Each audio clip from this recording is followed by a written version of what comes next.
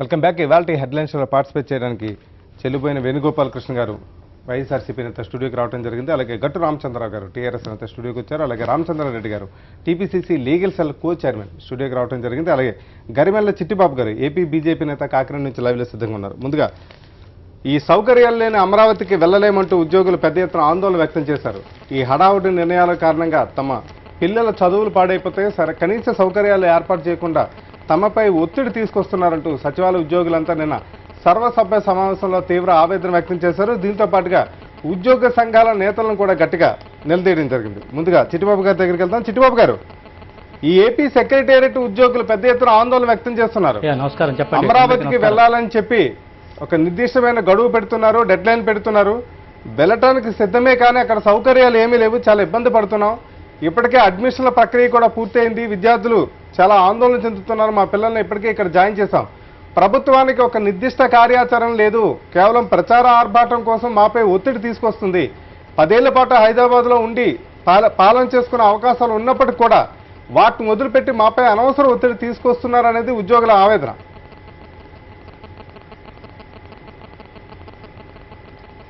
అందరికీ నమస్కారం. చెప్పండి. ఇప్పుడు ఉద్యోగస్తులు అయితే ఎవరైతే ఇవాళ ఈ యొక్క తెలుగుదేశం ప్రభుత్వం ఏదైతే ఈ రాష్ట్ర ప్రభుత్వం ఉన్నదో దాన్ని ప్రశ్నిస్తున్నారో అది చాలా ఆశ్చర్యకరమైనటువంటి విషయం. ఎందుకంటే వీళ్ళందరూ కూడా గతంలో అమరావతికి వెళ్తామని ఒప్పుకున్నటువంటి వ్యక్తులు. మాకు సౌకర్యాలు కల్పిస్తే మేము వెళ్తామంటున్నారు. మేము కల్పిస్తున్నాము, మీ అందరికీ ఇళ్ళు ఇస్తున్నాము, మీరు రెండని చెప్పి వీళ్ళు పిలుస్తున్నామని చెప్తున్నారు. మరి ఎక్కడ గ్యాప్ ఉంది ఇద్దరికి మధ్యలో? ఎందుకంటే ఈ ప్రభుత్వం నడవాలంటే ఉద్యోగస్తులే ఆధారభూతం. ఈ యొక్క ఇరుసు అనేటువంటిది ఉద్యోగస్తులు ఈ బండికి, ఈ చక్రాలకి. ఈ ఇరుసునే తిన్నగా చూసుకోకపోతే, దీనికి సరైనటువంటి ప్రాముఖ్యత ఇవ్వకపోతే ఏ విధంగా రాష్ట్రాల్లో పాలన సాగిస్తారు వీళ్ళు? అర్జెంటుగా మొన్న వచ్చి ఒక గది ఓపెన్ చేశారు ఆర్భాటంతో. పూర్తిగా కట్టడం పూర్తి అవ్వలేదు అక్కడ సచివాలయంలో. ఇవాళ మనం వెళ్ళిపోతాం అంటున్నారు. అసలు వీళ్ళు స్టార్టింగ్లోనే ఇన్ని వేల ఎకరాలు కావాలి, భూసేకరణ చేయాలి, అది చేయాలి, ఇది చేయాలనకుండా తాత్కాలికంగా అద్దె భవనాల్లోకి వెళ్ళమని మా పార్టీ రాష్ట్ర అధ్యక్షులు హరిబాబు గారు చెప్పారు. ముఖ్యంగా వారిని కలిసి చెప్పారు ఆయనకి, రాష్ట్ర ముఖ్యమంత్రి వర్యులకి. అయ్యా, ఈ విధంగా మనం వెళ్ళకపోతే మనకి ఇక్కడ ఆర్థికపరమైనటువంటి నష్టం జరుగుతుంది. కొన్ని ఆఫీసులు హైదరాబాద్ నుంచి హెడ్ ఆఫీస్ అక్కడ ఉంది, వాళ్ళ యొక్క ఆఫీసులన్నీ ఈ ప్రాంతాల్లో ఉన్నాయి, ఆంధ్ర ప్రాంతాల్లో. ఇక్కడ ఉన్నటువంటి ప్రొఫెషనల్ ట్యాక్స్ అక్కడికి చేరుతోంది.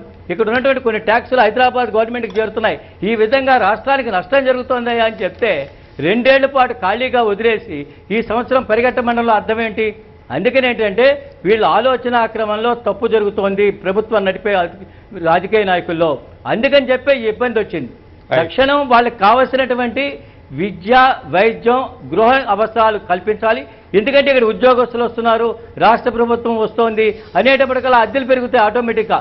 దాన్ని కాంపెన్సేట్ చేసుకుంటూ వాటిని కంట్రోల్ చేస్తూ చేయవలసినటువంటి బాధ్యత ఈ రాష్ట్ర ప్రభుత్వం మీద ఉందని భారతీయ జనతా పార్టీ అభిప్రాయపడుతోంది. చిట్టిబాబు గారు, ఇప్పటికే రాజధాని ప్రాంతంలో సామాన్య మనిషి బతకాలంటే, ఒక మధ్యతరగతి మనిషి బతకాలంటే చాలా గగనమైపోయిన విషయాలు. ఒకప్పుడు నెలకు 5-6 వేలు వచ్చినా సరే విజయవాడ, గుంటూరు నగరాల్లో సంతోషంగా జీవించగలిగే కుటుంబాలు ఇవాళ చాలా వరకు చాలా ఇబ్బందులు పడుతున్నాయి. ధరలు విపరీతంగా పెరిగాయి. ఇంటి అద్దెలు అసలు ఆకాశాన్ని అంటుతున్నాయి. మరోవైపు వస్తువుల ధరలు కూడా విపరీతంగా పెరిగాయి. వీటిని కంట్రోల్ చేయడం పట్ల ప్రభుత్వం సరైన దృష్టి పెట్టడం లేదు. రేపొద్దున ఉద్యోగులు వెళ్ళిన తర్వాత కూడా వాళ్ళ జీతభత్యాల అంశాలకు సంబంధించి పెద్ద ఎత్తున ఈ ఖర్చులకే పోతున్నాయి మొత్తం జీతభత్యాలను ఒక రకమైన ఆందోళన. ఈ వాదనలతో మీరు ఏకీభవిస్తారా? విజయవాడ, గుంటూరు నగరాల్లో జీవన ప్రమాణాల పెరిగిన పేరిట పెరిగిన విపరీతమైన ఖర్చుని మనం ఏ విధంగా అర్థం చేసుకోవాలి? దీనికి బాధ్యత ఎవరు వహించాలి? రాష్ట్ర ప్రభుత్వము కంట్రోల్లో లేదు, కంట్రోల్ చేయలేకపోతోంది రాష్ట్రాన్ని. చాలా స్పష్టంగా చెప్తున్నా.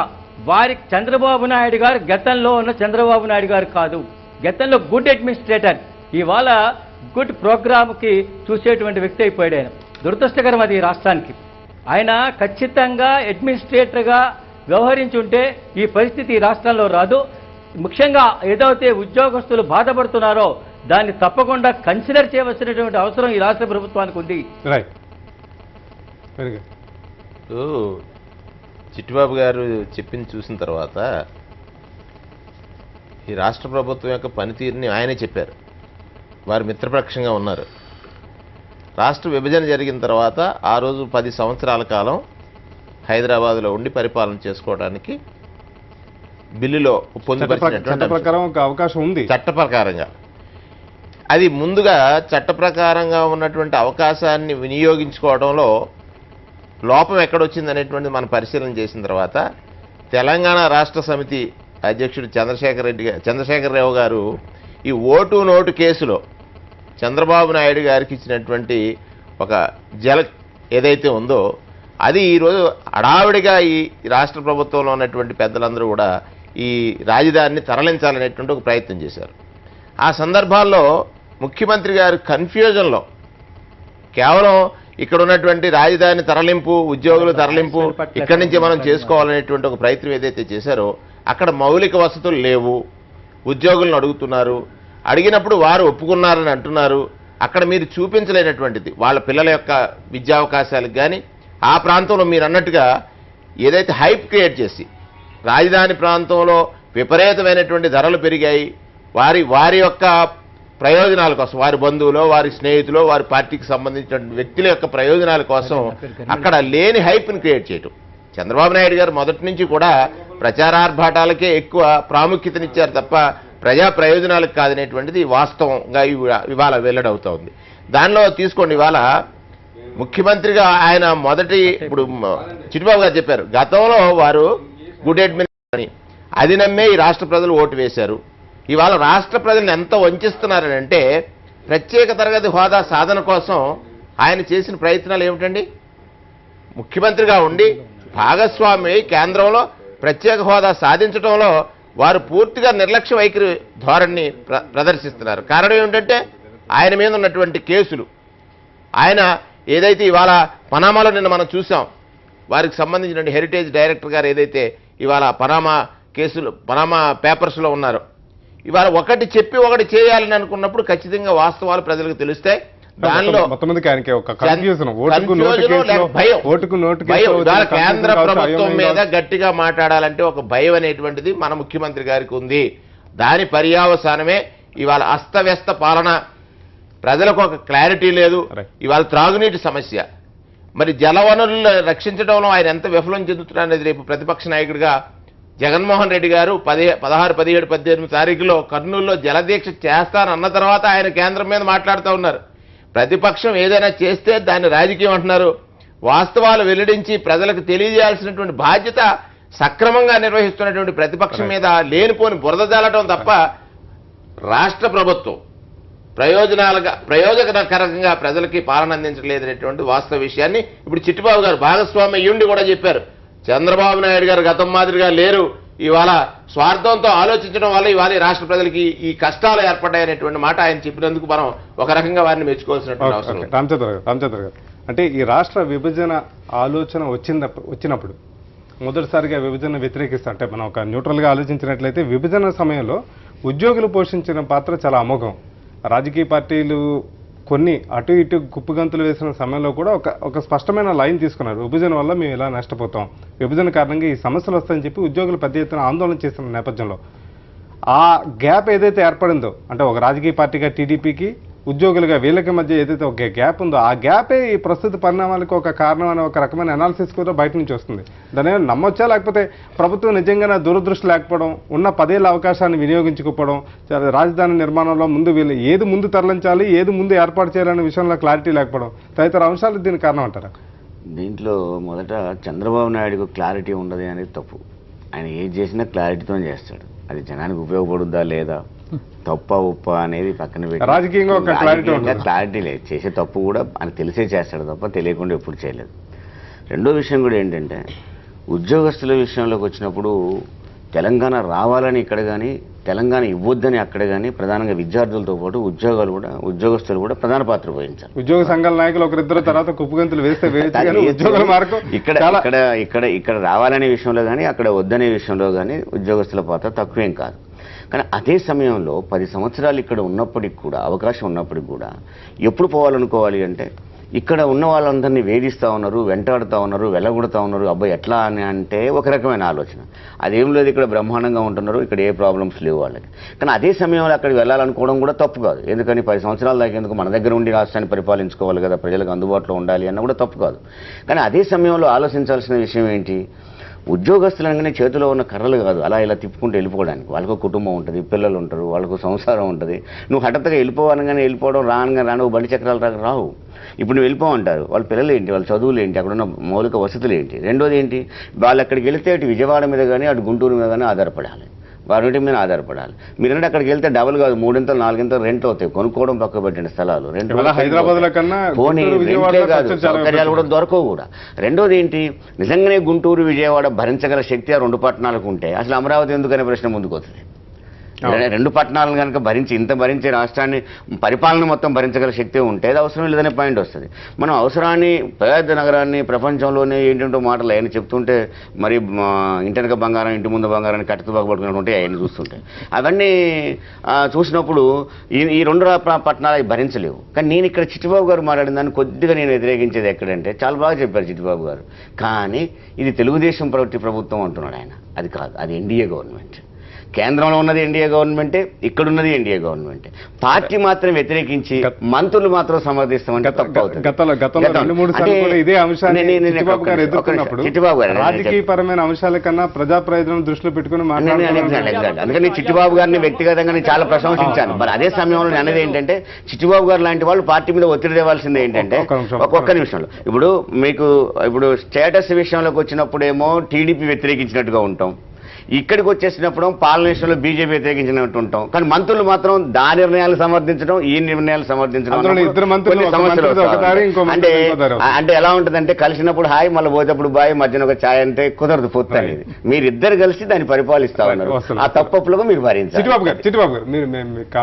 చెప్పండి చిట్టిబాబు గారు చెప్పండి.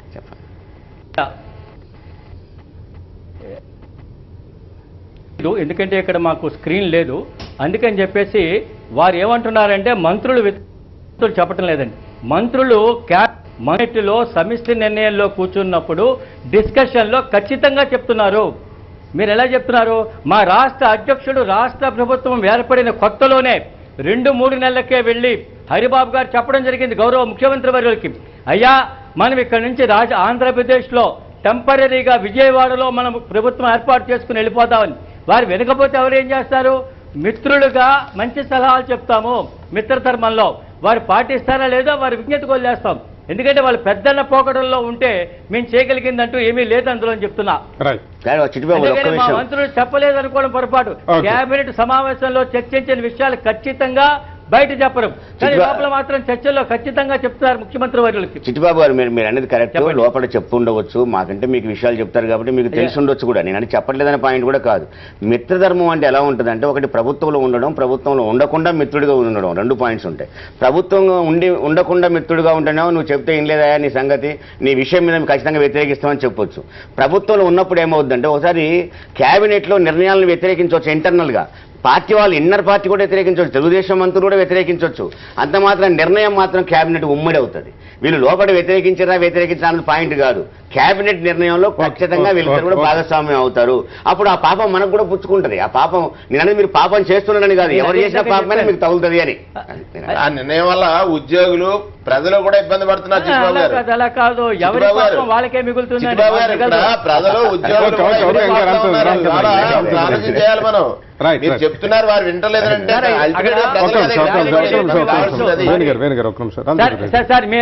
సార్ అక్కడ ఎవరు మాట్లాడుతున్నారో క్లారిటీ లేదు నాకు. ఒక్క నిమిషం, ఎవరు మాట్లాడుతున్నారో నాకు క్లారిటీ లేదు ఇక్కడ. ఇందాక వేణుగారు మాట్లాడారు, ఎదుర్కొండా వేణుగారు మాట్లాడారు, చిట్టిబాబు గారు వేణుగారు మాట్లాడారు.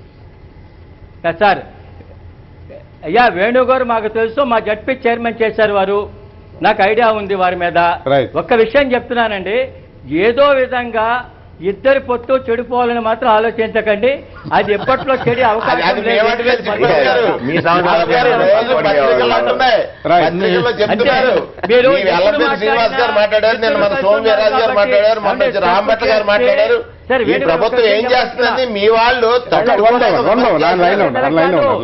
చాలా వినండి, మీరు కంప్లీట్ చేయండి.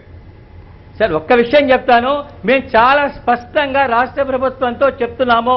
మేము లోపల చెప్పి విసుకెత్తిపోయి ఇవాళ బయటపడిపోయాం. మేము బయట మొదట్లో పడలేదు. ఆలోచన చేయండి. 1.5 year భారతీయ జనతా పార్టీ నాయకులు ఎవ్వరూ కూడా రాష్ట్ర ప్రభుత్వం తప్పని చెప్పలేదు. మేము ఎంత చెప్పినా వినని పరిస్థితుల్లో ముండిగా వెళ్తూ ఉంటే మేము ప్రజలకు చెప్పుకోవాల్సిన పరిస్థితి వచ్చింది. అందుకోసం చెప్తున్నాం మేము.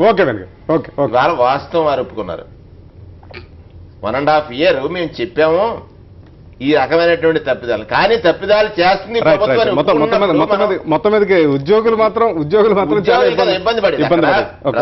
ఒకసారి రామచంద్రారెడ్డి, ఇప్పుడు చంద్రబాబు నాయుడు గారు ఈసారి ఎట్టి పరిస్థితుల్లో గెలవాలి అని చెప్పి ఒక డెస్పరేట్ కండిషన్లో ఎలక్షన్ మేనిఫెస్టో నుంచి మొదలుకుంటేనే తప్పిదాలు చేయటం మొదలుపెట్టాను. తర్వాత అధికారంలోకి వచ్చిన తర్వాత అధికారంలో ఇది రాజధానిని నభూతో నభవిష్యత్తు లెక్క కట్టాలని చెప్పేసి కళలతోని వాస్తవిక పరిస్థితులను మరచడం జరిగింది. దాంతోనేమైంది, దాని ప్రారంభోత్సవానికి హంగు ఆర్భాటాలతోని 100 కోట్ల రూపాయలు ఖర్చు పెట్టడానికి తలపెట్టిండు. ఆ క్రమంలోనే ఎక్విజిషన్ పేరుతోని అవసరం ఉన్నా లేకున్నా కానీ అక్కడ కొంత కలయాపన చేసిండు. ఈ విధంగా రాజధాని నిర్మాణం బేసిక్ ఇన్ఫ్రాస్ట్రక్చర్ని కన్స్ట్రక్ట్ చేయడానికి డిలేకి కారణమైనరు. అయిన తర్వాత హడావుడిగా ఎప్పుడైతే రేవంత్ రెడ్డిది ఈ కేసు ఎప్పుడైతే నోటుకు ఓటు కేసులో బయటపడ్డారో, తెలంగాణ ప్రభుత్వంలో ఉంటే, తెలంగాణ రాష్ట్రంలో ఉంటే మన రహస్యాలు, మనం చేసే అవినీతి కార్యక్రమాలన్నీ బయటపడతాయని చెప్పేసి ఒక మానసికమైన స్థితిలో భయాందోళనకు గురై ఇక్కడి నుంచి ఎట్టి పరిస్థితుల్లో కూడా మన కంట్రోల్లో ఉండే మన రాజధానికి తరలిపోవాలన్నటువంటి మానసిక స్థితిలో ఆయన ఏ నిర్ణయాలు తీసుకుంటున్నాడో కూడా ఆయన గ్రహించే పరిస్థితులు లేకుండా ఈ విధమైనటువంటి రాజధానిని మార్చాలని తలంచారు. కాకపోతే సరే, రాజధానిని ఎవరికోళ్ళు ఏర్పాటు చేసుకోవటం శుభసూచకము, చేసుకోవాల్సిందే. కానీ చేసేటప్పుడు హడావుడిగా కాకుండా ఒక్కొక్కసారి బేసిక్ ఇన్ఫ్రాస్ట్రక్చర్ అంతా కూడా ఒక విశ్వనగరంగా మనం తీర్చిదిద్దాలనేటువంటి స్వప్నంతో కాకుండా స్టెప్ బై స్టెప్ చేసుకొని ఫస్ట్ బేసిక్ వాళ్ళకి ఏమేమి కావాలి, ఏం సంగతి అన్నది, బేసిక్ ఇన్ఫ్రాస్ట్రక్చర్ ఏ విధంగా కావాలనేది ఆలోచన చేసి వాళ్ళ కనీస అవసరాలని దృష్టిలో పెట్టుకొని వాళ్ళకి ప్రొవైడ్ చేస్తే ఆ ఎంప్లాయీస్కి అక్కడికి పంపించడం మంచిగా ఉంటుంది. అదేవిధంగా ఎప్పుడైతే ఈ రాజధాని తరలించాలనేటువంటి ఆలోచన వచ్చినప్పుడు వాళ్ళ పిల్లల కుటుంబం యొక్క చదువులు కానివ్వండి, లేకుంటే వాళ్ళకి అకామిడేషన్ ప్రొవైడ్ చేయడం కానివ్వండి, వాళ్ళకి కావాల్సినటువంటి నిత్యావసరాలను కూడా దృష్టిలో పెట్టుకొని చేయాల్సి ఉంటుంది. అంతేగాని ఇప్పుడు ఒకే విధంగా నేను రాజుని నేనే మాట చెప్పినప్పుడు వినాలని చెప్పటం కరెక్ట్ కాదు. దానికోసము ఆ ఉద్యోగ సంఘాలతో కూడా మాట్లాడి మన రాష్ట్రం ఇది, ఈ రాష్ట్రాన్ని మనం ఈ విధంగా అడ్మినిస్ట్రేషన్ని కూడా మన ప్రాంతానికి మార్చుకోవాలనుకుంటున్నాము. కాబట్టి ఏ విధంగా మనం చేస్తే బాగుంటుందని చెప్పేసి డిస్కస్ చేసి వాళ్ళ సలహా సంప్రదింపులతోని అక్కడ ఏర్పాట్లు చేసుకొని దానికి అనుగుణంగా ఉద్యోగ సంఘాలతో విభేదాలు లేకుండా అక్కడికి మార్చుకుంటే బాగుంటుంది. అదే సమయంలో ఈ రాజధాని వలన అక్కడ ఈ భూముల ధరలు విపరీతంగా పెరగటము, ఒక్కొక్కరు ఎవరైనా ప్లాట్ కొనుక్కుందామన్నా కానీ వాళ్ళకి అందుబాటులో లేకుండా ఉండే పరిస్థితులు ఉన్నది. ఇవన్నీ దృష్టిలో పెట్టుకొని ప్రభుత్వమే వీళ్ళందరికీ కూడా అకామిడేషన్ ప్రొవైడ్ చేసి, అంటే కనీసం మినిమం బేసిక్ ఫెసిలిటీస్తోని అకామిడేట్ చేసి వాళ్ళతోని నిత్యం చర్చలు జరిపేసి వాళ్ళ సంప్రదింపులతోని వాళ్ళ అంగీకారంతో అక్కడికి తరలించి వాళ్ళ పిల్లల భవిష్యత్తుకు కూడా ఆటంకం కలగకుండా ఈ రాజధానిని షిఫ్ట్ చేసుకొని వాళ్ళ అడ్మినిస్ట్రేషన్ అక్కడికి చేసుకుంటే అందరికి కూడా ఆనందదాయకము. ఇక్కడ వాళ్ళు 10 సంవత్సరాలు ఉంటే 10 సంవత్సరాల పాటు ఇక్కడ ఉండాలని చెప్పేసి అదేం లేదు. వాళ్ళ రాజధాని వాళ్ళు బ్రహ్మాండంగా కట్టుకోవచ్చు. స్వయం పాలనని అక్కడి నుంచే వాళ్ళు కాన్ఫిడెంట్గా చేసుకునే అవకాశం కూడా ఉంది. ఓకే, రామచంద్ర గారు, ఈ రాజ్యసభ ఎన్నికల నేపథ్యంలో, రాజ్యసభ ఎన్నికల వేదికగా ముఖ్యంగా తెలంగాణ రాష్ట్రంలో కావచ్చు, ఆంధ్రప్రదేశ్లో కావచ్చు, కొన్ని కీలకమైన మార్పులు వచ్చే అవకాశాలు చాలా స్పష్టంగా కనిపిస్తున్నాయి. ముఖ్యంగా తెలంగాణ రాష్ట్రానికి సంబంధించి మంత్రివర్గ విస్తరణ కూడా దాదాపుగా ఖాయమైంది. ఒక 6 వరకు ఉద్వాసన ఉన్నారు. అంతే స్థానంలో కొత్త వారికి కూడా ఛాన్స్ ఇచ్చే అవకాశం ఉంది. ఒక రకమైన ఎన్నికల విశ్లేషణ కావచ్చు, లేకపోతే రాజకీయ వర్గాల్లో ప్రచారం కావచ్చు. మొత్తం మీదకి ఈ మంత్రివర్గ విస్తరణకు సంబంధించి మీ పార్టీలో ఎలాంటి చర్చ కొనసాగుతుంది? ఈ జూన్ నెలాఖరులో విస్తరణకి వేదికగా ఎవరికైనా కొత్త వారికి అవకాశాలు కల్పిస్తున్నారా? ఇప్పటివరకు చాలామంది ఉద్యమంలో కలిసి పనిచేసిన వాళ్ళకి మంత్రులుగా అవకాశం దొరకట్లేదు. పార్టీలే విలీనం పేరుతో ఎవరైతే కొత్తగా వస్తున్నారో వాళ్ళు ఎక్కువ అవకాశాలు పొందే అవకాశాలు ఉన్నాయి అని చెప్పి ఒక రకమైన ప్రచారం కూడా నడుస్తుంది. దీంట్లో ఒకటి నామినేటెడ్ పోస్టుల వరకు ఆయన ఓపెన్గా చెప్తా ఉన్నాడు, ఈ నెల లోపలనో వచ్చే నెల లోపల మొత్తం మీద కంప్లీట్ చేస్తామని. ఇక విస్తరణ విషయం అనేది అది ముఖ్యమంత్రి గారికి సంబంధించింది. అది ఆయనకు మాత్రమే తెలుసు తప్ప మిగతా వాళ్ళకు నేను తెలుసని భావించట్లేదు. అదేవిధంగా మీరు అనుకోవడంలో ఏంటంటే జనరల్గా అనుకోవడంలో కొత్తగా వచ్చే వాళ్ళకి ఇస్తున్నారు, పాత వాళ్ళందరికీ ఇవ్వట్లేదు అని. అది కరెక్ట్ అని నేను అనుకోవటం లేదు. మొత్తంగా చూసినప్పుడు కూడా 18 దాటి మినిస్టర్స్ ఉండకూడదు కూడా. ఇప్పుడున్న క్యాబినెట్ని మించి మినిస్టర్స్ సంఖ్య కూడా ఉండకూడదు. ఎందుకు ఎమ్మెల్యేల సంఖ్య రీత్యా ఈక్వేషన్ చూసి ప్రభుత్వం గతంలో చేసిన చట్ట ఫలితంగా అంతకుమించి ఎక్కువ ఉండకూడదు. దీని పరిస్థితులలో ఏంటి అంటే ఆశాజీవులు ఎక్కువగానే ఉంటారు. మంత్రి పదవి కావాలని ఎవరికైనా ఉంటుంది. ఇప్పుడు రాజ్యసభ సీటు నాకైతే వద్దంటున్నా నేను. దాన్ని ఎవరు కాదన్నారు, ఆశ కూడా ఉంటుంది ఎవరికైనా. నేను రేసులో ఉన్నాను నేనంటాం కాదు, జనరల్గా చెప్తాను, ఎగ్జాంపుల్ చెప్తాను. దానికి ఎవరు కాదన్నారు. అయితే వీళ్ళందరినీ ఎట్లా అకామిడేట్ చేయాలి ఏంటి అనే దాన్ని ముఖ్యమంత్రి గారు చూస్తారు. ఇప్పుడు తెలంగాణలో పరిస్థితి ఏంటి అంటే ఆంధ్రలో ఒక వ్యక్తి వచ్చి చేరగానే ఆ లోకల్ వాళ్ళందరూ వ్యతిరేకించి నువ్వు చేర్చుకోవద్దు తను చేర్చుకోవద్దు అనంత సీన్ ఇక్కడ లేదు. జనరల్గా ఎవరు చూసినా కూడా ఎవరు వచ్చి జాయిన్ అయినా వీళ్ళు వాళ్ళంతా కలిసే ఉంటున్నారు. మరొక విధంగా కాదు. ఇక్కడికి వచ్చేది ఏంటంటే తెలంగాణ రాష్ట్ర సమితి అనేది ఉద్యమం నుంచి వచ్చిన తర్వాత అధికారంలోకి వచ్చేసరికి 2-3 జిల్లాలు ఇంకా దాన్ని ఏమైనా కన్సాలిడేట్ అయ్యి లేదు, అంటే బలంగా లేదు అప్పటికి కూడా. అంటే ఒక ప్రాంతం ఎక్కువ సీట్ల ద్వారానే వచ్చింది. ఇక్కడికి వచ్చినప్పుడు ఏమవుతుంది, మిగతా ప్రాంతం గ్యాప్ అంతా కూడా కొత్త వాళ్ళ ద్వారా నిండాల్సిందే. అది పార్టీ పెరగకుండా ఉండడం కానీ లేదా అధికారంలో నుంచి రాకుండా ఉండడం కానీ ఉండదు. వచ్చిన తర్వాత వాళ్ళని కూడా అకామిడేట్ చేసుకో, అంటే కొత్తగా వచ్చిన వాళ్ళని వాళ్ళ అనుభవాలు తీసుకోవడంతో పాటు పాత వాళ్ళ యొక్క ఉద్యమ స్పిరిట్ని కూడా తీసుకుంటే ఆయన కలగాపురంగా కాకుండా జాగ్రత్తగా చూస్తున్నాడు. దీన్ని ఒకళ్ళు అది ఇచ్చినప్పుడేమో వీళ్ళు వ్యతిరేకించారని, ఇది ఇచ్చినప్పుడు వాళ్ళు వ్యతిరేకించారని ఒక చర్చ కొనసాగుతుంది. ఈ చర్చ రాజకీయాలు ఎప్పుడైనా ఉంటుంది. ఒక పదవి ఇచ్చినప్పుడు ఖచ్చితంగా ఉంటుంది, పదవి వచ్చినప్పుడు. ఇక రాజ్యసభ ఎన్నికలు వస్తున్నాయి కాబట్టి ఫలానాలకు రావచ్చేమో, కాంపిటీషన్ ఉంటుంది. మరి ఏ చెట్టుకు పనులు ఉంటాయో ఆ పనుల కానీ పోటీ ఉంటుంది. నాకు కావాలని పనులు లేని కాడ ఏం పోటీ ఉంటుంది. నేను అనేది ఏంటి అంటే ఇవన్నీ ముఖ్యమంత్రి గారు ఏ నిర్ణయం చేసినా కట్టుబడే స్థితిలో ఇలా తెలంగాణ రాష్ట్ర సమితి ఉన్నది. అంతే. ఇప్పుడు వీళ్ళు చెప్పడానికి బాగానే ఉన్నాయి ఇవన్నీ ముచ్చట్లు. ఫస్ట్ ఆఫ్ ఆల్ తెలంగాణ రాష్ట్ర సమితిలో మంత్రివర్గ దాని గురించి మొదట్లో మంత్రివర్గ కూర్పుకు సంబంధించి కొన్ని లోపాలు మీరు ఎత్తి చూపడం జరిగింది. తర్వాత ఇప్పుడు విస్తరణ సందర్భంలో కూడా ఒక రకమైన అవకాశం. ఎందుకంటే ఇప్పుడు రామచంద్రరావు గారు అన్నట్టుగా తెలంగాణ మొత్తాన్ని రాజకీయంగా ఒక కోణంలో చూసి ఈ సర్దుబాట్ల ప్రక్రియ కానీ ఇతరత్ర ప్రక్రియ కానీ ఒక బేస్ పునాది ఏర్పాటు చేసుకోవడం కోసం కొన్ని మార్పులు చేర్పులు చేసుకోవాల్సిన పరిస్థితి ఉంది. ఆ మార్పులు చేర్పులు కానీ ఒక బేస్ ఏర్పాటు చేసుకునే కోణంలోనే ప్రస్తుత రాజకీయ పరిణామాలు కానీ కొత్తగా వచ్చే మంత్రివర్గ విస్తరణ కానీ చూడాలా, లేకపోతే ఉద్యమంలో ఉన్న వాళ్ళని కాస్త వెనక్కి నెట్టే ప్రక్రియ, లేకపోతే గతంలో పరిచయంలో ఉన్న వాళ్ళని అందులో కలుపుకునే ప్రక్రియ కానీ అది చూడాలా? ఏ రకంగా చెప్తానండి. అది ఇప్పుడు వీళ్ళు చెప్తున్నారు ఈ విధంగానే. అసలు ఫస్ట్ మంత్రివర్గం గురించి మనం మాట్లాడుకుందాం. ఇప్పుడు దాదాపు 2 సంవత్సరాలు కావస్తుంది మంత్రివర్గ ఏది రాష్ట్ర ప్రభుత్వంలోనికి వచ్చి. ఈ 2 సంవత్సరాల కాలంలో ఒక మహిళను కూడా పెట్టకుండా 2 సంవత్సరాలు కాలయాపన చేశాను. అదేవిధంగా తెలంగాణ రాష్ట్ర సమితిలో పాత తెలంగాణ, కొత్త తెలంగాణ, ఉద్యమ తెలంగాణ అని చెప్పేసి, బంగారు తెలంగాణ అని చెప్పేసి 2గా స్ప్లిట్ అయిపోయి ఉన్నది. ఉన్నప్పుడు ఉద్యమంలో తెలంగాణ పురోగతి కోసం కావచ్చు, తెలంగాణ కోసం త్యాగాలు చేసినటువంటి వాళ్ళ ఏది భవిష్యత్తు గురించి కావచ్చు, వాళ్ళ యొక్క ఏది వాళ్ళు చేసినటువంటి ఉద్యమ ఫలితంగా వాళ్ళ కృతజ్ఞతతో కావచ్చు, వాళ్ళని కూడా అకామిడేట్ చేయాల్సిన అవసరం ఉన్నది. ఇప్పుడు కొత్తగా వచ్చేటోళ్ళు ఎందుకు వస్తారండి? అధికారంలోకి వచ్చినప్పుడు చెరువు నిండితే కప్పలు వచ్చినట్లు వచ్చేటోళ్ళు వీళ్ళు. అంటే స్వార్థపూరితమైనటువంటి దాంతో ప్రభుత్వం అనేది సమర్థవంతంగా ఏ విధంగానైతే పనిచేయాలనో అదేవిధంగా నిజాయితీతోని, విశ్వసనీయతతోని, నైతిక విలువలకి తిలోదకాలు ఇవ్వకుండా కూడా పనిచేయాల్సినటువంటి అవసరం ఉంది.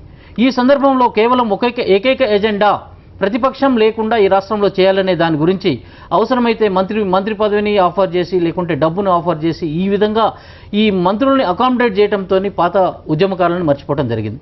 అయితే ఇన్నిసార్లు కాంగ్రెస్ పార్టీ విమర్శలు చేసి నిన్న కూడా సబితేంద్రారెడ్డి గారు మాట్లాడిన పాలేరులో ఏమని మంత్రివర్గంలో ఒక మహిళకు కూడా స్థానం లేదు ఏమని చెప్పేసి ప్రభుత్వం లేఖ రాయటం జరిగింది. ఈ క్రమంలో ప్రతిపక్షాలు ఎత్తి చూపే వరకు కూడా మీ మంత్రివర్గంలో ఈ సమాజంలో 50% ఉన్నటువంటి స్త్రీలని విస్మరించారు అని అంటే మీదేం ప్రభుత్వం, మీది నియంత్రిత ప్రభుత్వమా, ప్రజాస్వామ్య ప్రభుత్వమా అని చెప్పేసి ప్రతిపక్షాలు నిలదీస్తున్నాయి. ఈ సందర్భంలో మీరు మంత్రివర్గ విస్తరణ చేసుకుంటే చేసుకోండి. మంత్రివర్గ విస్తరణలో వచ్చే దాంట్లో ఏ విధంగా ఉంటుంది? ఇప్పటిదాకా కూడా అవినీతి కార్యక్రమాలకి కానివ్వండి, లేకుంటే ప్రజలను ఇబ్బంది రకరకాలుగా పెట్టినటువంటి వ్యక్తులు ఉన్నారు. వీళ్ళందరినీ కూడా ఎలిమినేట్ చేస్తారా, లేకుంటే కేవలం రాజకీయ ప్రయోజనాలను దృష్టిలో పెట్టుకొని విస్తరణ చేస్తారా అన్నది ఆలోచించాల్సిన విషయం. ఏదేమైనప్పటికీ కూడా ఈ వచ్చే విస్తరణలో మహిళలకు సముచితమైనటువంటి ప్రాతినిధ్యం ఇవ్వాలి, మహిళలను కూడా గౌరవించాలి, వాళ్ళకి కూడా ఈ సమాజం గురించి, పరిపాలన గురించి ప్రాపర్గా అడ్మినిస్ట్రేషన్ చేసే విధంగా వాళ్ళకు కూడా మోరల్గా సపోర్ట్ ఇవ్వాల్సిన అవసరం ఉంది. విస్తరణ అనేటువంటిది అది ప్రక్రియ. కానీ ఈ విస్తరణ నెపంలో దీన్ని సాకుగా చూపించి ఆంధ్రప్రదేశ్ రాష్ట్రంలో కూడా ఏదైతే ఇవాళ వలసల్ని ప్రోత్సహిస్తున్నారో లేకపోతే ప్రలోభాలు పెట్టి శాసనసభ్యుల్ని గతంలో ఏదైతే ఒక వైఎస్ఆర్ కాంగ్రెస్ పార్టీ అభిమానంతో గెలిచినటువంటి శాసనసభ్యుల్ని ముఖ్యమంత్రి గారు సాక్షాత్ కేబినెట్ మీటింగ్లోనే వారి మంత్రులకు కానీ ఎంతమందిని తీసుకొస్తారని టార్గెట్స్ ఫిక్స్ చేసి కొంతమందికి డబ్బు కొంతమందికి పదవులు. అంటే మీరు ఏ దిశగా ఈ ప్రజాస్వామ్యాన్ని తీసుకువెళ్తున్నారంటే ప్రజలు గమనిస్తున్నారు. ఇప్పుడు ఎవరైతే వెళ్ళిపోయారో అక్కడ ఉన్నటువంటి వైఎస్ఆర్ కాంగ్రెస్ పార్టీ మాత్రం వెనక్కి వెళ్ళిపోలేదు. మన కాకినాడలో జరిగినటువంటి సభ చూసాం. వెళ్ళిపోయిన చోట నుంచి ఎక్కువ మంది కేడర్ బయటకు వస్తున్నారు. కానీ ఇవాళ నైతిక విలువలకి పూర్తిగా తిలోదకాలు ఇచ్చేశారు అంటానికి ఇంతకంటే తార్కాణం లేదు, ఇంతకంటే పరాకాష్ట లేదు. ఆంధ్రప్రదేశ్ రాష్ట్రంలో కేవలం అభివృద్ధి కానీ ఇప్పుడు రాజధాని గురించి మాట్లాడుకున్నటువంటి అంశాల మీద కానీ త్రాగునీటు సాగునీటి అంశాల మీద కానీ దృష్టి సారించడం అనేది తగ్గిపోయి కేవలం ప్రతిపక్షంలో ఉన్నటువంటి శాసనసభ్యుల్ని ఏ రకంగా ప్రలోభ పెట్టి మన పార్టీలో జాయిన్ చేసుకోవాలనే దాని మీదే ఉంది తప్ప పోనీ ఇంతకాలం కష్టపడినటువంటి తెలుగుదేశం నాయకులకి పదవులు లభిస్తున్నాయనంటే అది కూడా పూర్తిగా లేదు. అంటే ఇది ఇప్పుడు స్టార్ట్ అయినటువంటిది ఇప్పుడు తెలియదు వాళ్ళకి, భవిష్యత్తులో తెలుస్తుంది. ప్రజలు ఎవరి పక్షాన ఉన్నారు, వీరు చేసే కార్యక్రమాలను గమనిస్తున్నారా లేదా అనేటువంటిది వాళ్ళు తెలుసుకోవాల్సిన అవసరం ఉంది. కేవలం మంత్రి పదవులు అడ్డుతో ప్రతిపక్షాన్ని నిర్వీర్యం చేయటం అనేటువంటిది ప్రజాస్వామ్యానికి గొడ్డలి పెట్టు. ఆ కార్యక్రమాన్ని ఎవరు చేసినా కూడా తప్పనేటువంటిది మా అభిప్రాయం. ఓకే, చిట్టిబాబు గారు చెప్పండి. ఈ మంత్రివర్గ విస్తరణ, ఈ రాజ్యసభ ఎన్నికల తర్వాత మంత్రివర్గ విస్తరణ ఇటు తెలంగాణలో ఉండొచ్చు, అటు ఆంధ్రప్రదేశ్లో ఉండొచ్చు అనేది పత్రికల సారాంశం. అయ్యా, అది రాజ్యసభ ఎన్నికల మటుక్కి అది ఎవరికి ఇవ్వాలి లేదు అన్నటువంటిది కూర్చునేసి వాళ్ళు నిర్ణయించుకుంటారు. మంత్రివర్గ విస్తరణ కూడా రాష్ట్ర ముఖ్యమంత్రి యొక్క వాళ్ళకు ఉన్నటువంటి గొప్ప విషయం. వాళ్ళకి నిర్ణయం చేసుకునే హక్కు ఉంది. కానీ ఇందాక ఒక విషయం చెప్పారు వేణుగారు మాట్లాడుతూ, ఈ ప్రతిపక్షాలను నిర్వీర్యం చేస్తాము అంటే రాష్ట్రంలో అధికారంలో ఉన్నటువంటిది ఒక మదమెక్కినటువంటి మత్తేభం. ఆ యొక్క ఏనుగుని అంకుశంతో పొడిచి నడిపించగలిగినటువంటిదే ప్రతిపక్ష పార్టీ. దాని సంఖ్య మీద ఆధారపడి ఉండదు, ప్రతిపక్ష పార్టీ యొక్క సంఖ్య మీద ఆధారపడి ఉండదు. కేవలం వాళ్ళ యొక్క టాలెంట్ మీద రాష్ట్ర ప్రభుత్వాన్ని అసెంబ్లీలో తమ యొక్క వాగ్దాటితో వాక్పటిమతో ఆర్గ్యుమెంట్తో దాన్ని కంట్రోల్ చేసే విధానం మీద ఆధారపడి ఉంటుంది.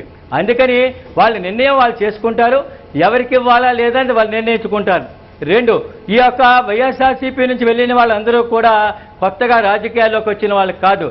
గతంలో తెలుగుదేశం నుంచి మిగతా పార్టీల నుంచి వలస వచ్చినటువంటి వలస పక్షులు అవి. ఆ వలస పక్షులు ఏవైతే కొల్లేరు సరసగా వస్తూ ఉంటాయి పోతూ ఉంటాయి, ఇవి కూడా అంతే. పక్షుల్ని అవమానించకండి, అవి బతుకు తెరువు కోసం వస్తాయి. ఆ పక్షుల్ని అవమానించకండి దయచేసి. వస్తున్నారు ఏనుగుని అందులో మీరు కూడా భాగస్వాములు అయి ఉన్నారు. ఇప్పుడు మేము పొడుస్తున్నాం ప్రతి విషయాన్ని ప్రజలు గమనించేటట్టుగా ప్రజలకు అర్థమయ్యేటట్టుగా ప్రజాపక్షాన్ని మేము పోరాటం చేస్తుంటే దాని కార్యక్రమాలు అభిమానం కావాల్సింది. మీరు అదే చెప్తున్నారు, ప్రతి దానికి లింకప్ చేయకండి. ఖచ్చితంగా నేను లింకప్ చేయట్లే, మీరు చెప్పింది వాస్తవం. మేము మా స్టేటస్ మా దగ్గర ఉన్నది, మా ఇండివిజువాలిటీ మా దగ్గర ఉంటుంది. మీకే సపోర్ట్ చేస్తున్నాను. అటుపక్క జరిగే పరిణామాలు వేరు, ఇటుపక్క జరిగే పరిణామాలు వేరు, రెండింటిని విడదీసి మాట్లాడుతున్నారు. ఎట్లా మీరు ఎలా చూపించగలరు? విడదీసి మాట్లాడాలి అనేది ఏంటంటే, ముందు ఫిరాయింపుల మీదే చర్చించాలనుకుంటే అదొక రకంగా చర్చించవచ్చు. ఫిరాయింపులు అనేది వాస్తవంగా ఒక పార్టీలో గెలిచి మరో పార్టీలో పోయినాక నైతికంగా పదవిని వదలాల్సిందే. కానీ ఇక్కడ జరుగుతున్నది ఏంటి, ఫిరాయింపులే తప్పు అనుకున్నప్పుడు మా రామచంద్రారెడ్డి గారు వ్యక్తిగతంగా చెప్పే మాటను ఖచ్చితంగా నేను అంగీకరిస్తాను. కానీ కాంగ్రెస్ పార్టీ ప్రతినిధిగా చెప్పినప్పుడు మన చరిత్రలో చూసుకోవాల్సి వస్తుంది, తప్పేం కాదు. నేను అనేది ఏంటంటే, నిన్నగాక మొన్న అంటే కాంగ్రెస్లో ఏ ఉద్యమాలు చేశాడని జనతా పార్టీలో ఆర్థిక శాఖ మంత్రి కూడా చిదంబరం వచ్చి యూపీఓలో మళ్ళీ ఫైనాన్స్ మినిస్టర్ అయ్యాడు. ఏ కాంగ్రెస్లో జైలుకు పోయినని మన్మోహన్ సింగ్ వచ్చేసి ఫైనాన్స్ మినిస్టర్ అయ్యాడు. ఇవన్నీ చూసినప్పుడు అవసరాలు అనుభవాలు ఇవన్నీ కూడా ఆ రోజు కూడా చర్చలోకి వచ్చినాయే. అవి కాలేదని కూడా కాదు. రెండోది ఇంత ఇంత ఇంత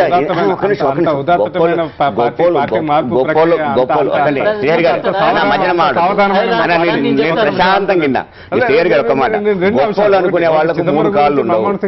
నూరు వైపు గొప్పోడు అవుతామో, పెద్ద జర్నలిస్ట్ అవుతామో. 2 ఉదాహరణలు చెప్పారు. 2 ఉదాహరణ సమయంలో కూడా ఒక పార్టీని విడిచిపెట్టి రాజీనామా చేసి ఆ పార్టీని పరోక్ష ఎన్నికల్లో అదే చెప్పొచ్చు. నా వాయిస్ ని మొత్తంగా వింటే నేను మీ మాట కూడా సమర్థిస్తాను. నేను అనేది ఏంటంటే, ఒకవేళ వ్యక్తిగతంగా వచ్చి మన్మోహన్ సింగ్ కొత్తోడు కావచ్చు, చిదంబరం ఏమి కొత్తోడు కాదు. ఇందిరాగాంధీని కోడి పిల్ల దొంగతనం పెట్టి జైలు అరెస్ట్ చేస్తానని చెప్పిన ప్రభుత్వంలో ఒక మంత్రిగా ఉన్న వ్యక్తి ఆయన. నేను అనేది ఏంటంటే, అది అక్కడ దాకింది ఇక్కడ దాకే చూద్దాం. ఇప్పుడు రామచంద్రారెడ్డి గారు లాంటి వాళ్ళు కష్టపడు కాంగ్రెస్లో ఉంటే ఇలా ముఖ్య అధికార ప్రతినిధి ఎవరు? వలసపక్షే. ముఖ్య అధికార ప్రతినిధి అనేది వలసపక్షే. అందుకని మీ అనుభవాలు మీరు చూస్తున్నప్పుడు, అవసరాలు చూస్తున్నప్పుడు అదొకటి. రెండోది ఏంటి అంటే, మీరు అక్కడున్న ఇక్కడున్న వాటిని నేనేది చెప్పానో విడదీసి నేను చూస్తాను. విడదీసి చూడకపోతే ఎలా ఉంటుందంటే, తెలంగాణ ఉద్యమం బలంగా నడిచినప్పుడు కూడా ఇతర పార్టీలు అనుకున్న వాళ్ళు కూడా ఉద్యమాలు చేశారు. ఎప్పుడైతే ఉద్యమం అధికారంలోకి వచ్చిందో, తెలంగాణ వచ్చి అధికారంలోకి వచ్చిందో, ఇతర పార్టీలు అనుకున్న ఉద్యమకారులు కూడా మేము ఈ తెలంగాణ అభివృద్ధిలో భాగస్వామ్యం కావాలని ఒకరు కోరుకుంటున్నాం. పాలన రీత్యా కూడా వాళ్ళకి కొంతమందికి ఇష్టం ఉండొచ్చు, అది ఇష్టం లేకపోవచ్చు.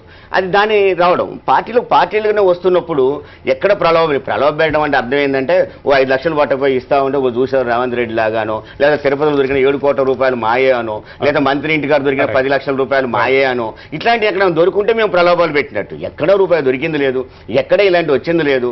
వాళ్ళంతటిగా వాళ్ళు వచ్చి జాయిన్ అవుతా ఉన్నారు. జాయిన్ అయ్యి ఎలా జాయిన్ అవుతున్నారు? పార్టీ కేడర్ జాయిన్ అవుతున్నారు, వాళ్ళు జాయిన్ అవుతున్నారు. ఇలాంటి విషయాల్లో ఖచ్చితంగా పార్టీలు మార్చేయబోతున్న పరిస్థితికి వస్తాను. అంత మాత్రాన పార్టీ లేకుండా పోద్దని నేనేమంటలేను.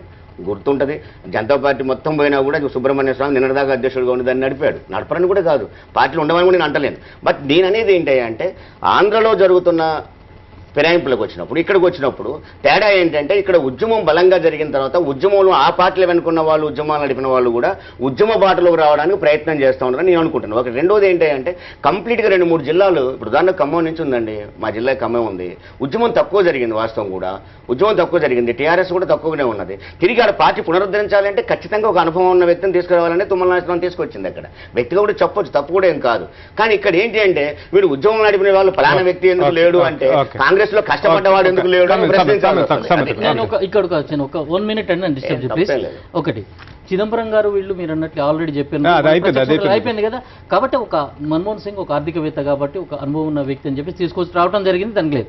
ఇక విషయానికి వస్తే, తెలంగాణ విషయానికి వస్తే, తెలంగాణలో ముఖ్యమంత్రి గారు ఏ విధంగా చేస్తున్నానంటే అవసరానికి తగ్గట్లు చేస్తున్నారు. ఉదాహరణకు చెప్దాం, ఈ మధ్యకాలంలో ఖమ్మం ప్లీనరీకి ముందల ఒకరోజు తెలంగాణ కోసం ఆత్మార్పణ చేసుకోవడానికి ప్రయత్నించినటువంటి వ్యక్తి రాజుచారి అనే వ్యక్తి తను అంగవికలుడైపోయి కాలిపోయే శరీరం అంతా కూడా కేవలం వికలాంగుల పెన్షన్ కోసం ప్రయత్నం చేస్తుంటే అధికారుల చుట్టూ తిరిగితే ఉపయోగం లేకపోతే క్యాంప్ ఆఫీసులో సీఎంని కలవటానికి వచ్చాడు.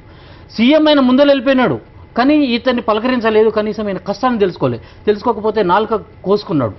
ఆఫ్టర్ ఆల్ ఆయన వికలాంగుల పెన్షన్కి తెలంగాణ కోసం ఆత్మార్పణ చేసే వ్యక్తిని ఒక్క నిమిషం పలకరియటానికి టైం లేని వ్యక్తి తెలంగాణ మేధావి అని చెప్పేసి, ఖమ్మంలో ఎలక్షన్లు ఉన్నాయని చెప్పేసి ఎలక్షన్ల దృష్ట్యా పోయి అక్కడ ఒక అమ్మాయి ఇంటికి పోయి అక్కడ ఆయన మాటల్లో విలువైన సమయాన్ని అక్కడ ఎంతో వెచ్చించాడు. అంటే కేవలము సమయానుకూలంగా ఎక్కడ ఏమి అవసరం ఉంటుందో ఆ విధంగానే చేస్తారు. అదేవిధంగా సిరిసిల్లలో, కేటీఆర్ సొంత నియోజకవర్గం సిరిసిల్లలో ఎంతోమంది చేనేత కార్మికులు చనిపోతున్నారు. రాజశేఖర రెడ్డి గారు ఉన్నప్పుడు దాని మీద చాలా గొప్ప చర్యలు తీసుకున్నారు. మీరు జావకండి, నేనున్న భరోసా ఇచ్చాను, ఫ్లెక్స్లు ఏర్పాటు చేశారు, మీ కుటుంబాన్ని అనాథలను చేయొద్దని చెప్పి ఎంతో చెక్కులు ఇచ్చాను, వాళ్ళకి ఆర్థికంగా ఎంతో సహకారం చేశాను. అటువంటి పరిస్థితుల్లో కాంగ్రెస్ పార్టీ ఆ రోజు పనిచేసినప్పుడు ఈ రోజు సొంత నియోజకవర్గంలో వాళ్ళకి చేసింది ఒక పెన్షన్, ఒకళ్ళకు ఇన్సూరెన్స్ ఒకటి చేయటం వినండి. అదేవిధంగా నాగయ్య అనే కలుపుకోవడం అంటే ఎంత ఏందనంటే, ఇక్కడ అదేవిధంగా పావులా శ్యామలా కానీ నాగయ్య అని 2 గుంటూరుకు చెందిన వ్యక్తులకి 10 లక్షల ఆర్థిక సాయము, డబుల్ బెడ్రూమ్ ఇచ్చి ఎందుకు ఎప్పుడు ఇచ్చారు? హైదరాబాద్లో మున్సిపల్ ఎలక్షన్లు జరగడానికి ముందర. ఎందుకు? అక్కడ ఆంధ్ర ఓటర్లను అట్రాక్ట్ చేయాలి. ఈ విధంగా ఎక్కడెక్కడైతే అవసరం ఉందో అక్కడక్కడ రియాక్ట్ అవుతారు తప్పితే నిజమైన తెలంగాణ వాదుల కోసం మాత్రం పనిచేయడం కేసీఆర్ గారు ఈ ధోరణి మార్చుకోవాల్సినటువంటి అవసరం ఎంతైనా ఉంది. నేను అనేది ఏంటంటే, అన్న చెప్తున్నప్పుడు చేనేత కార్మికులు మా ప్రభుత్వంలో సంవత్సరానికి ఎంతమంది చచ్చిపోయారు,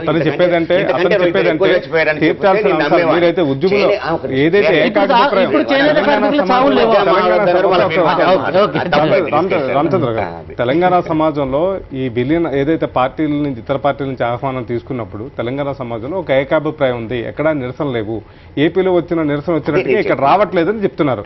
ఆ ఏకాభిప్రాయం ఏదైతే ఉందో అది జనంలో లేదు. నిజంగా ఉద్యమంలో ఉన్నవారు కానీ చాలా అంశాలు, కీలకమైన అంశాలు, తీర్చాల్సిన అంశాలు చాలా ఉన్నాయి.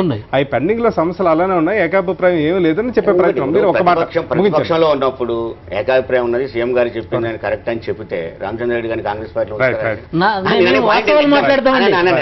అంటే అనేది ఏంటంటే డిస్కషన్ లో ఆయన ఖచ్చితంగా ప్రతిపక్ష పాత్ర పోషించాల్సింది. కానీ ప్రజల్లో ముందే ఎప్పుడు చేయాల్సాలి, లేదని ఎప్పుడు చేయాల్సాలి అంటే ప్రజల్లోకి వెళ్ళినప్పుడు మేము గెలుస్తున్నాం, నాయకుల కాడికి వచ్చాక మీరు గెలుస్తున్నారు అంటే దాన్ని నమ్మొచ్చు. ప్రజల్లో మేమే గెలుస్తుంటాం, నాయకుల్లో మేమే గెలుస్తుంటాం. ఫిరాయింపుల చట్టంలో మార్పు ఉండాలంటే ఎప్పుడు అనేది పార్టీ బలంగా ప్రతిపక్ష పాత్ర పోషిస్తే ప్రజలు మీకు ప్రతిపక్ష పాత్ర పోషించారు. నేను ఒక చివరి కంక్లూజన్ ఎదిరి వారి మాటలలో కాంగ్రెస్ పార్టీ పాలన మనకు కొత్తది కాదు, మొత్తం 14 నెలలుగా చూసింది. దాని పక్కన కూడా చూసాము. కాంగ్రెస్ వాళ్ళు పాపం నిజాయితీగా పడ్డ వాళ్ళు ఎక్స్ఎమ్మెల్యేగా ఉండి అడుక్కుంటే వాళ్ళని సూర్యపేట నేను చూపెట్టాను. ఏం భరించింది కాంగ్రెస్ పార్టీ? నేను అనేది ఏంటంటే చేనేత కార్మికులు కానీ వీళ్ళు కానీ కాంగ్రెస్ పార్టీలో జరిగిన ఆత్మహత్యలు కనుక మనం చూస్తే మామూలు సంఖ్య ఉండదు. నీ ఫలానా సంఖ్య కంటే మీరు అంటే నేను ఒప్పుకుంటాను.